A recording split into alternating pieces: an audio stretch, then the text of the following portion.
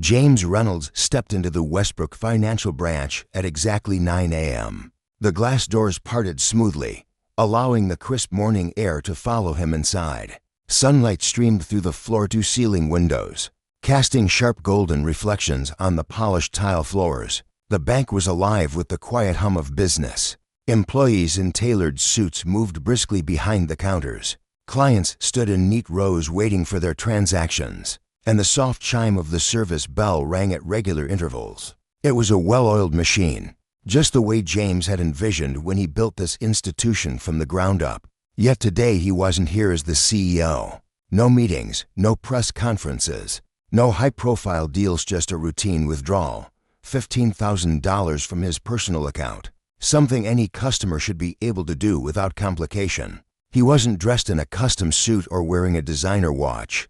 Just a neatly pressed light blue button-down, a pair of khaki pants, and clean sneakers. His presence was unassuming, blending seamlessly into the morning crowd. As he stepped further inside, his sharp eyes caught sight of a man at the counter, middle-aged, white, clad in a charcoal gray blazer. The teller smiled warmly as she counted out neat stacks of cash, handing them over without hesitation.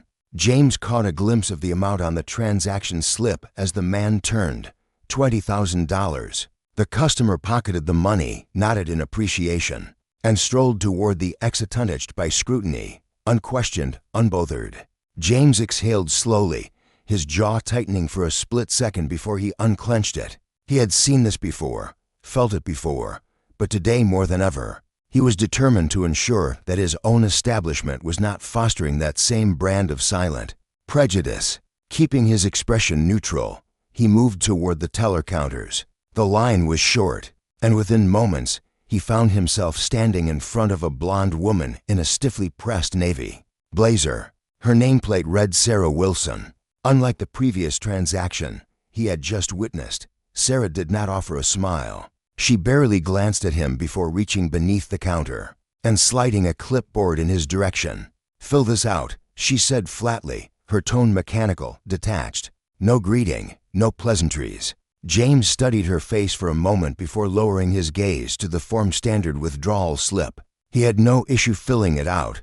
Procedures were procedures, but something about her demeanor was off. Still, he maintained his composure, retrieving a pen from his pocket and quickly writing down the required information. Once done, he slid the clipboard back toward her along with his driver's license. She took the slip but didn't even glance at the ID. Instead, she took one look at the amount and immediately shoved the form back across the counter. "We can't process this," she said curtly, folding her arms.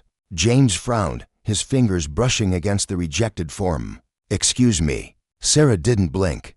"We don't handle large cash withdrawals like this." His brow furrowed. "I just watched that man walk out with $20,000 in cash." He gestured toward the exit where the previous customer was now stepping onto the busy sidewalk. "You didn't hesitate for a second with him." Sarah's lips pressed into a thin line. "That's different." James leaned slightly forward, his voice calm but firm. "How exactly?" Sarah averted her gaze for the first time, but not out of discomfort, more like irritation. Instead of answering, she turned her head slightly, eyes flicking toward the glass-walled office in the back where Rebecca Morgan, the manager, stood observing. And just like that, James knew. James followed Sarah's gaze toward the glass-walled office at the back of the bank, where Rebecca Morgan stood, arms crossed, watching the interaction with thinly veiled scrutiny. A woman in her mid-40s clad in an immaculately tailored suit, she had the sharp, calculating look of someone who had already made up her mind, long before she would pretend to consider the facts. The moment their eyes met, she gave a slight nod, almost imperceptible, but it was enough. Sarah's posture straightened, her confidence bolstered by the silent approval of her superior. When she turned back to James, there was something colder in her eyes. She exhaled sharply, as if she were already exhausted by the conversation.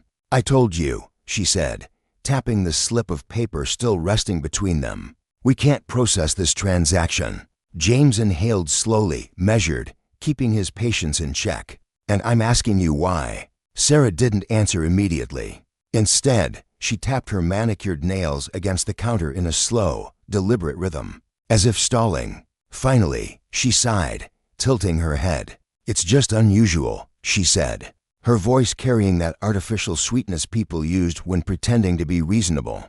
"A cash withdrawal this large. It's suspicious." James let the word hang in the air between them, heavy and deliberate. Suspicious. He felt it settle in his chest, in his bones, the way it always did when people like Sarah used polite words to mask uglier intentions. He knew this game. He had played it his whole life, maneuvering through unspoken rules that dictated who was given trust without question, and who was forced to prove, over and over, that they even had the right to exist in certain spaces.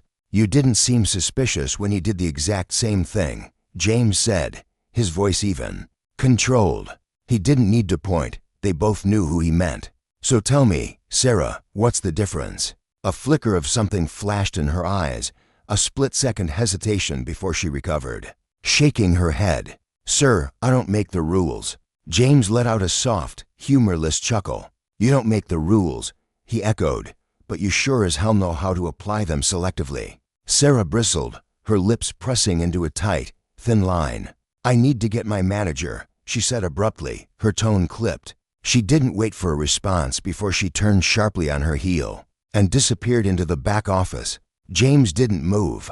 His fingers rested against the cool surface of the counter, tapping idly, matching the steady thud of his heartbeat. The air in the bank had shifted subtle, but noticeable, as if the space itself had sensed the tension simmering beneath the surface. He could feel eyes on him, their tellers glancing in his direction, customers shifting uncomfortably, as if they knew something was happening, but didn't want to get involved. A few feet away, a woman white, in her early 50s, swatched him with thinly veiled curiosity. Jennifer Parker, he read from the name tag pinned to her purse. She was standing near the customer service desk, hands folded over the strap as if debating whether to say something. James met her gaze briefly, and for a moment she hesitated before offering a small, uncertain smile. He didn't return it, not because he was angry at her specifically, but because he knew how this played out. People like Jennifer watched, they whispered, they noticed when things like this happened, but they rarely did anything about it.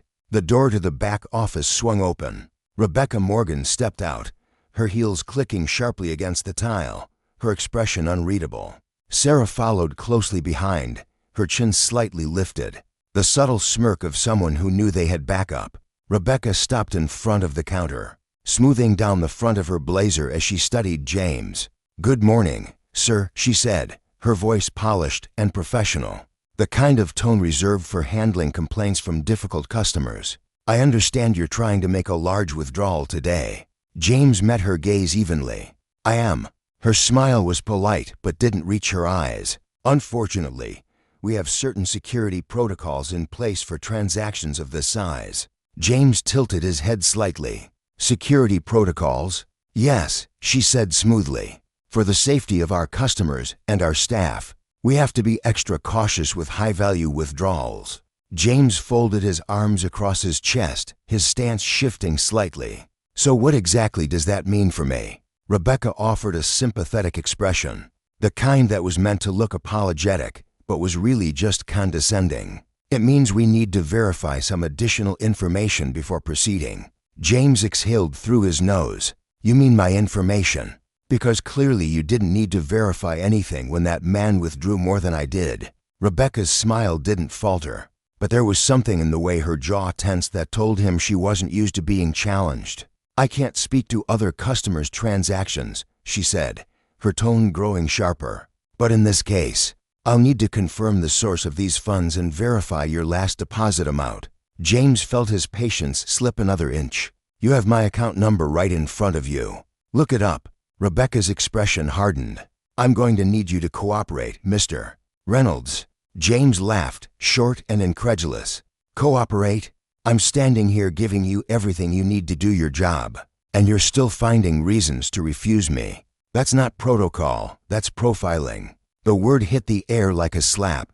He saw it in the way Rebecca's eyes flickered, the way Sarah stiffened behind her, the way the room itself seemed to inhale, waiting for what would come next. Rebecca's lips parted, then closed again, as if weighing her next words carefully. Then, without looking away from James, She lifted a single hand and made a small, sharp gesture across the room. A figure stirred. Michael Thompson. The bank security guard, a broad-shouldered white man in his mid-30s, straightened from where he had been leaning near the entrance. His gaze flickered toward Rebecca, then to James. He didn't hesitate. He started walking toward the counter. James didn't move as Michael Thompson approached, his heavy boots echoing against the polished tile. The security guard was tall, broad, the kind of man who carried his authority like a badge he didn't need to flash, because people like him never had to prove they belonged. His expression was carefully neutral, but his posture wasn't. Shoulders squared, hands loose at his sides. He walked with the slow, deliberate pace of someone preparing for an unnecessary escalation. Rebecca didn't bother glancing at him. She didn't have to. The silent command had already been given. She kept her attention fixed on James, waiting, watching. She expected compliance. They always did. James let out a slow breath, controlled, steady, keeping his expression unreadable even as something hot curled in his chest. He had seen this play out too many times. Bepharia scene as old as time. A black man being treated like a threat in a space where he was supposed to belong. "I'm going to ask you again," Rebecca said, her voice still polished, still perfectly professional, as if she wasn't actively orchestrating his removal. "Can you verify the source of these funds?" James's jaw tightened. "My paycheck," he said evenly, "like every other time I've deposited money into this account." Rebecca tilted her head slightly, her eyes flicking to Sarah, who stood stiff behind the counter, arms crossed. "And can you provide the exact amount of your last deposit?" James stared at her. He could feel the weight of the room pressing in. Now other customers were pretending not to listen. Tellers were pointedly avoiding looking in his direction. Jennifer Parker, the older white woman standing near the customer service desk, shifted uncomfortably, her grip tightening on the strap of her purse. She wanted to say something. He could see it in the way she fidgeted, the way her mouth opened just slightly before she decided, "Not my place." James dragged a slow hand down his face, exhaling through his nose. "You have my account number right in front of you," he said, forcing his voice to stay even, calm. "Why don't you look it up?" Rebecca's expression didn't change. "That's not how we do things here." A laugh, low and humorless, pushed past James's lips. "That's interesting," he said, "because I've banked here for years, and not once have I been asked these questions. Not once have I been treated like I don't belong." He took a step closer to the counter, his voice sharpening. "So tell me, Rebecca, what exactly about me makes you think I don't?" Silence. Thick, stifling. Sarah's gaze flickered toward Rebecca, uncertain now. Even she knew they had crossed the line from policy into something else entirely. But Rebecca didn't flinch. If anything, the slight curve of her lips suggested she enjoyed the power she thought she held in this moment. Her gaze drifted past James, a flick of the eyes that said more than words ever could. Michael Thompson stopped beside him, close enough that James could feel the presence of him, a shadow looming just at the edge of his periphery. "I'm going to have to ask you to leave," Michael said, his voice flat, impersonal, as if James were nothing more than a minor inconvenience, as if he weren't a customer at the very bank he built. James turned his head slowly, meeting the guard's eyes for the first time. He held his gaze, searching for any sign of awareness, of doubt, of hesitation. He found none. And yet, he knew Michael didn't make this call. Rebecca did. Sarah did. All of them did. They had decided the second he walked through those doors that he didn't belong, that he wasn't deserving of the same courtesy, the same trust, the same ease that had been extended to the man before him. The difference between them? Skin. Nothing else. And now they were sending him out. James inhaled once, deeply, then exhaled, his patience thinning by the second. He had played this game long enough. He reached into his pocket, slow and deliberate, and pulled out his phone. He unlocked the screen with a tap, raised it slightly, and hit record. "You're refusing to process my withdrawal," he said, his voice calm but clear enough to carry. "Despite having my identification, my account information, and despite processing an even larger withdrawal for a white customer right before me." Sarah tensed. Rebecca's jaw twitched. Michael's stance stiffened. "I'm going to ask you again," Michael said, his voice a shade less certain now. "Step outside." James's grip tightened around his phone. "And if I don't?" Michael didn't hesitate. He reached out, a firm hand wrapped around James's forearm, fingers curling with just enough pressure to make it clear he wasn't being asked anymore. James barely had time to brace himself before he was yanked backward. His shoulder collided with Michael's solid frame as the guard spun him toward the door, shoving him forward with just enough force to make him stumble. A sharp gasp broke through the silence. Someone muttered, "What the hell?" but no one stepped in. His feet barely caught traction before he was shoved again, this time harder, until his back hit the glass door. The impact sent a sharp shock up his spine, but James didn't let it show. He refused to let them see it. The door swung open under the force, and the next thing he knew, he was outside, the cold morning air hitting him like a slap. Behind him, Michael stood in the doorway, arms crossed, looking down at him with impassive disinterest. And then the final insultus ID, the very thing they refused to acknowledge, the very thing that proved exactly who he was tossed to the ground at his feet. The small plastic card hit the pavement with a sharp, lifeless clatter. Something burned in James's chest, something hot and raw, something dangerously close to the line between contained rage and outright fury. But before he could move, before he could reach down, a shadow passed over him. A second security guard, Devin Brooks Black, mid-30s, tired in a way that had nothing to do with physical exhaustion, stepped forward. His expression was unreadable, but there was something in his eyes when he crouched down, when his fingers closed around the discarded ID, when he dusted it off with deliberate, almost reverent care before handing it back to James. "This place," Devin muttered under his breath, just loud enough for James to hear, "always does this." James took the ID, his fingers brushing against Devin's just briefly before the man pulled back. Devin exhaled, shaking his head.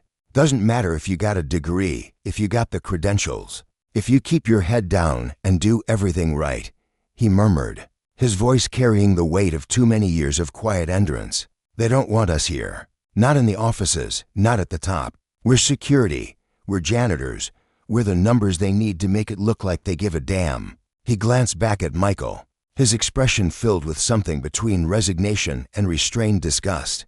"But this," his voice dipped lower, "just for James, this ain't new." James stared at him for a long moment, heart still pounding, adrenaline still thick in his veins. Then, slowly, he reached back into his pocket. He pulled out his phone again, but this time he wasn't recording. He was dialing. The line rang once, twice. Then, Thomas Mitchell, a crisp voice answered. James's grip tightened. "I need you at the Chicago branch. Now." There was a beat of silence on the other end of the line, then a sharp inhale. "I'll be there in 15. James ended the call, sliding his phone back into his pocket. His fingers curled around his ID, the edges pressing into his palm, grounding him, keeping the fury simmering beneath his skin from boiling over. His eyes flicked to Devin, who was still standing beside him, hands on his hips, gaze flickering between James and the glass doors where Michael remained stationed like a watchdog. Devin let out a short, humorless laugh, while he muttered, shaking his head, "This is about to get real interesting." James didn't respond. He didn't need to. The next 15 minutes stretched like hours. Inside, through the glass, he could see the bank carrying on as if nothing had happened. Rebecca was back behind the counter, speaking to Sarah, her movements sharp, efficient, dismissive. Michael remained by the door, arms crossed, eyes occasionally flicking toward James, but never holding his gaze for long. Jennifer Parker had disappeared, probably deciding it was easier to remove herself than to witness something uncomfortable. Typical. Then, finally, a sleek black car pulled up to the curb. The driver barely had time to put it in park before the door swung open, and Thomas Mitchell stepped out. Thomas was a man who commanded attention without asking for it. White, early 50s, salt and pepper hair, sharp suit, sharp eyes. Unlike the performative professionalism James had faced inside, Thomas's authority was real, earned, not projected. He didn't waste a second. The moment his gaze landed on James, his expression tightened. Then he was moving. Michael straightened as Thomas approached, uncertainty flickering across his face. He must have recognized him, must have realized this wasn't just another customer. But Thomas didn't even acknowledge the guard. He stepped right past him, the air in the bank shifting as the glass doors parted for him, his presence slicing through the tension like a blade. James followed, his steps measured, controlled, though the heat of anticipation coiled in his chest. Devon hesitated for only a second before trailing behind. The second Rebecca turned and saw Thomas, her expression flickered something between confusion and realization. She straightened, smoothing down the front of her blazer, quickly composing herself. Sarah, standing just behind her, went stiff. "Mr. Mitchell," Rebecca greeted, her voice forcibly even, her professional mask slipping into place. "I wasn't expecting." Thomas didn't give her the chance to finish. Clearly, his tone was cold, cutting, because if you had been, this wouldn't be happening. Rebecca's lips parted, then closed. A shadow of discomfort passed over her face, but she recovered quickly. "Sir, there seems to be some misunderstanding." "Oh, there's no misunderstanding," Thomas cut in smoothly, his gaze shifting briefly to James before locking back onto her. "The only thing I'm confused about is why my CEO was just forcibly removed from his own bank." A dead silence fell over the room. Sarah visibly paled. Michael stiffened by the door. Even the tellers who had been pretending not to listen froze mid-transaction. Rebecca blinked, then blinked again. For the first time, her perfectly composed expression faltered. Her mouth opened a second too late. "Save it," Thomas said, voice like steel. His gaze flicked to Sarah. "You refused his transaction." Sarah's throat bobbed. "I was just following protocol." "Protocol," Thomas echoed, his tone edged with disbelief. He let the words settle, let it stretch into the silence. "Is that what we're calling blatant racial profiling now?" Sarah's mouth opened and closed, but no words came out. Thomas didn't wait for an answer. His attention snapped back to Rebecca. "Tell me, Rebecca," he said, slow, deliberate, measured. "Did you even check his account before you decided he wasn't qualified to access his own money?" Rebecca inhaled sharply, her composure finally cracking. "Sir, yes or no?" Thomas's voice was quiet, lethal. Rebecca hesitated, just for a fraction of a second, but it was enough. Thomas exhaled through his nose, a slow, calculated breath. Then he looked around the room at Sarah, at Michael, at the tellers who had watched and said nothing. He let the silence stretch, let it smother them under the weight of what had just been exposed. Then, finally, "You're done here," he said. Rebecca went rigid. "Sir." "Effective immediately," Thomas continued, as if she hadn't spoken. "And if I find out this kind of treatment has been happening to other customers," his gaze flicked to Michael, "or if any employee under my leadership thinks they can use their position to enforce their own biases," he let the sentence hang unfinished. The threat embedded in the silence. "You won't just lose your job. You'll answer for it. Legally." Michael had the decency to look away. Rebecca's face flushed deep red, a stark contrast to the icy confidence she had held just minutes ago. "This is completely unnecessary." "Unnecessary," James finally spoke, his voice sharp, incredulous. "You had me thrown out like a criminal.